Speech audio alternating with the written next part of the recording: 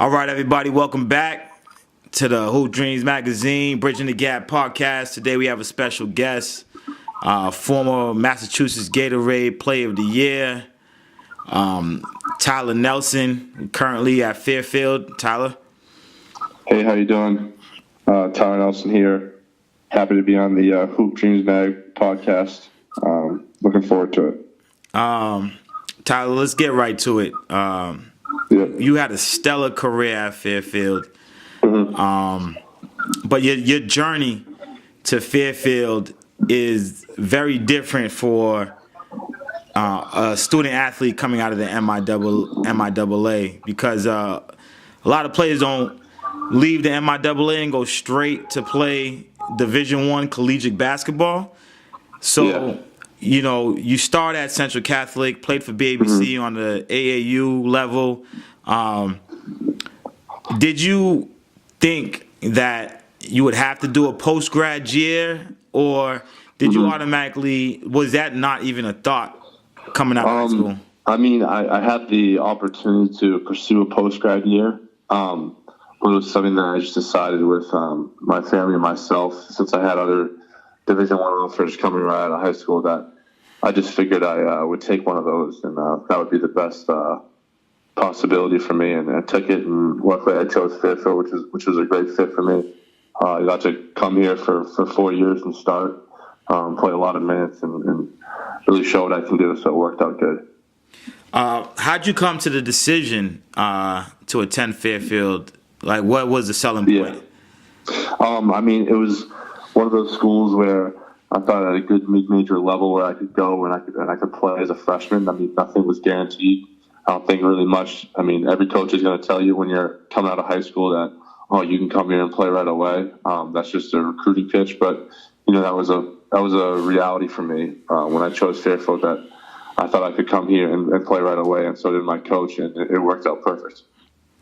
Well, coming up in Massachusetts, was there anybody in the region, not only Massachusetts, even New England, that influenced you to play basketball? How'd you get started in playing basketball? Oh, well, I got started when I was younger. My dad has been a coach. He's coached high school in the area, and now he's a scout in the NBA. So he got me involved with basketball since I was little. And, it's always been my main sport, my passion ever since. You bring that up as your main sport and your passion. But a lot of people don't know that you was a conference MVP golfer back in high school. Do you still swing the clubs? Yeah, I would say I do swing the clubs a little bit, but I haven't had time obviously now because of college basketball and being at school throughout the summer. Really dedicating all my time to basketball. But I did play a lot in high school, and it was kind of more of a hobby for me. But I'll definitely get back into it now that I have some more time.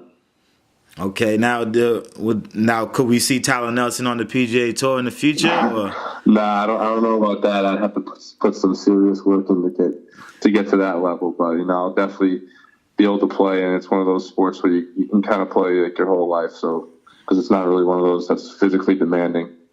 Okay, you're a man of many accolades. I mean, AAU national title, Massachusetts Gatorade Player of the Year, invite to Portsmouth, Fairfield's all-time leading scorer, school record for career three-pointers made.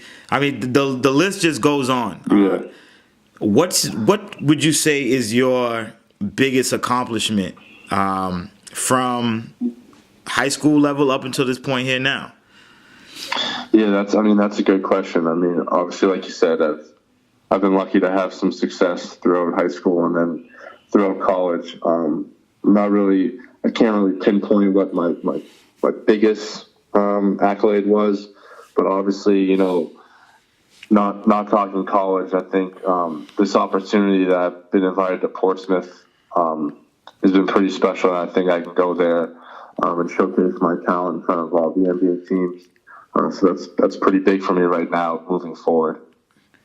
With the past month has been pretty busy for you. Playing in the NABC All-Star Game and the 3-on-3 championship.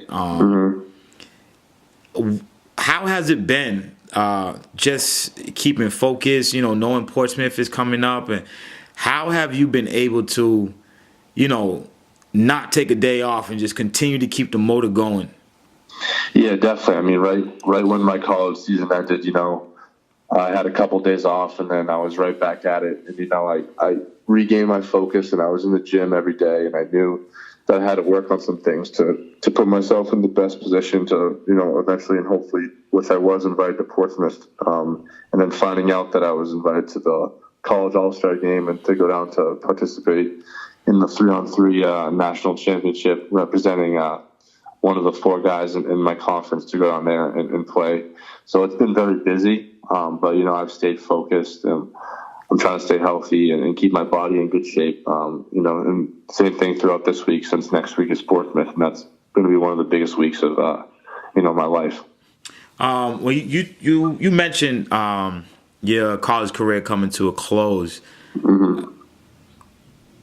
One of the biggest moments that went viral, it was a very emotional moment. I think anybody who saw the footage, definitely felt the moment between you and Coach Sidney Johnson when he hugged you and started crying as you came off the court, playing your last game in the Stags jersey. Could you describe that moment when you finally realized this is my last game, and then you looked at the emotion pouring out of your coach? Could you describe that feeling? Yeah, well, I mean, it was really emotional, and it was one of those things that just kind of happened in the spur of the moment. But for me and my coach, and for me at Fairfield, we've been through a lot. When I came here as a freshman, we were like 7-24, and we were one of the worst teams in the league, and we had a tough season. And then we turned it around my sophomore year. We had a great season. We won almost 20 games. And then my junior year, we had a solid season. And we've gone on a trajectory upward every year since I've been here, and it hasn't been easy with guys transferring, new guys coming in. But the relationship I've had with my coach is he's always trusted in me, and ever since I was a sophomore, I kind of put the ball in my hands, and I was the best player, and I was, he gave me a lot of opportunity to go out there and to show what I could do, which is all you can really ask for in a coach, is just to have a coach that believes in you and gives you the opportunity to go out there and play through mistakes and play hard, and be able to put yourself in a position to look good yourself and also win games. So it was a special moment. It's something I'll definitely remember for the rest of my life. A lot of times kids go into college and the mindset will be, I'm gonna make a living out of this, or I can't wait to score my first basket, or I can't wait for my name to be called, or just to see my name above my locker. When Coach told you last season that you was a captain, how did that make you feel? Did you come in saying, I'm going to fight for a captain spot, or did you come in thinking, I'm going to play my role and do whatever Coach tells me to do? I kind of came in going to my junior year. Well, after my sophomore year, the kid that was a senior on my team, Marcus Gilbert, who was our best player, graduated, and I was kind of next in line. So I kind of had an idea that I was going to be captain. But just to find out when Coach told me, I just knew that it was time for me to grow up and mature. And as a junior, I had to, find a way to talk to the younger guys and help lead them and help them navigate their college career, because college basketball isn't easy. There's a lot of ups and downs, and it's not as easy as some people think until you really go there and you really experience it. Every day practicing, study hall and all that stuff. It takes a toll on your body and your mind. So it's something you really have to be focused to be a captain, and especially with my coach here, he expects a lot out of me, and he expects a lot out of anyone that's a captain for him. So it was challenging at times, but I think it helped me become a better player and a better leader. So it was a good experience. I know, back in high school when you was at Central Catholic and playing for BABC, you were always looked at as maybe one of, if not the best, outside shooter in the region. Could you tell, and sneaky athletic too, because you did drive through the hole and threw it down a couple of times and surprised a lot of people. But I want to know, how much has your game grown in the past 4 years? Yeah, I mean, in high school, I was tiny, skinny kid that really just shot threes. I wasn't physically imposing. I was probably one of the weaker guys out there, but I always knew how to play. I had a good IQ, and I could really shoot it and pass. But then in college, it kind of just got to a whole new level. Going to college and, working out every single day, I got a lot stronger, a lot more physical, and, it expanded my game. I've always been a good shooter, and I still am. But now, ever since I got to college, my handle's gotten a lot better. And, I don't think when people see me, at first they'll say, oh, he's just a shooter. But, the more you watch me play, I do a lot more than that. I can get to the basket. I can do other things besides just shoot, which is pretty much what I did in high school and when I was probably a freshman in college. But now I feel like I've developed my game where I kind of do it all.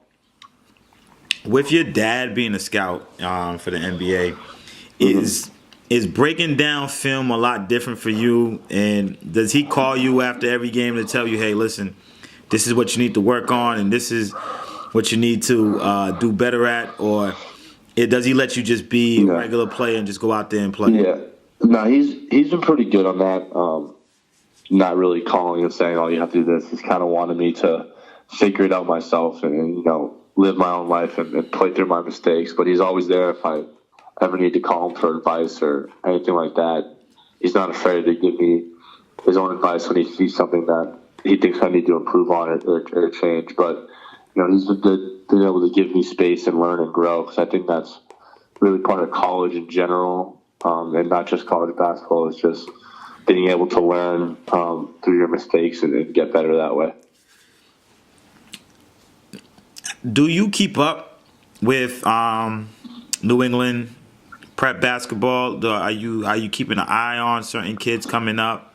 I mean, I'm not too heavy into it. I do see it on social media, and I try and follow some of the younger BABC kids that play for Leo. That I still have a great relationship with Leo. So I kind of try and follow those guys, and I see it on Twitter and on Instagram and stuff like that. But yeah, I follow it a little bit, but I'm not too heavily. Okay. Is there anybody that catches your eye right about now? From the last couple of years, just following the BABC guys, the kid Cole Swider, who's going to Villanova next year, I think is going to be a really good player if he continues to get better and grow. And I also think the kid Kellen Grady, who was this year was a rookie at Davidson, had a hell of a year. And I played against him in high school before he went to prep school. And he's going to have a hell of a college career if he keeps doing what he's doing.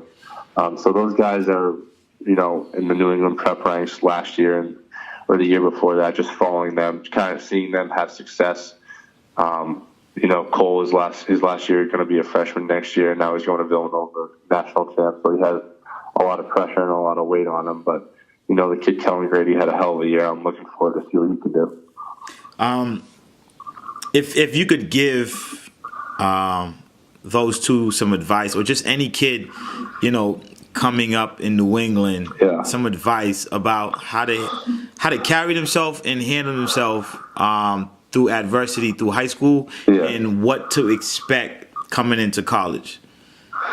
Well, coming to college, especially at the Division I level for basketball, the best advice I could give a kid that's in high school that wants to play college basketball, or a kid that is in high school and is going to play Division I college basketball, is just to understand that things aren't always going to be easy. There's going to be a lot of struggles. Your coach is going to be hard on you. There might be times where you don't play for a couple games, but that's just part of the experience of college basketball. Just trying to learn and stick with it, keep working hard, and if you believe in yourself and you're there for a reason. If you're a Division I basketball player, you're recruited to go there. So just kind of stay focused. It's a long journey.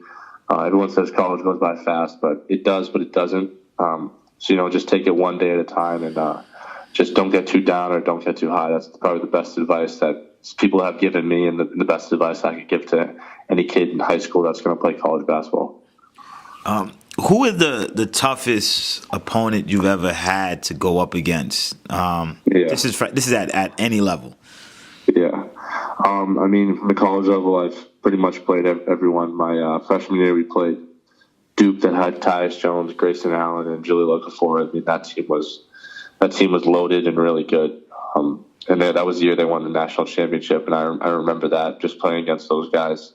For me as a freshman was pretty crazy. But then also on the AU circuit, playing in EYBL and BABC, I kind of played against all the top guys in the country. So it was a good experience, and I've played against a lot of NBA guys. And through all the success that you've had, what would you say was the biggest hump that you had to get over in the 4 years of being at Fairfield? It goes back to being named a captain and having to become a leader. I'm not exactly the most vocal or the loudest guy out there on the court, but I had to learn to develop that to help my team and to be a good leader, and talking to guys and to get them going. Each guy's different. So being a leader was at first hard for me, but it was one of the more rewarding things that has ever come with being able to play basketball, because there's nothing really like being a leader on a team when everyone respects you and looks up to you. And it's something that, if any players ever experience that, they know that feeling. Okay. Going forward, life after basketball, what does life after basketball look like for Tyler Nelson? Yeah, so right now I'm for this moment going forward, I'm going to try and play pro, whether that be here in the States or overseas. But after that, I don't exactly have a definite plan of what I want to do, but I can see myself getting involved with coaching at a college level, or, maybe working for an NBA team, their front office or something like that. So those are some possibilities. I love basketball, and I like to be around it, so I can see myself doing that. Just a final question for you to sign out. Who is Tyler Nelson? Outside of basketball, who is Tyler Nelson on an everyday basis? Yeah, that's a great question. But, I think I'm just a kid from Massachusetts that loves basketball, and, loves my family and friends, and have been blessed to be in a great situation where I was able to go to Division I school and play basketball. And it's been a great 4 years. But I don't think basketball really defines me. My family and friends, and just trying to be a good person and things like that are really what defines me. So that would be my answer. Good.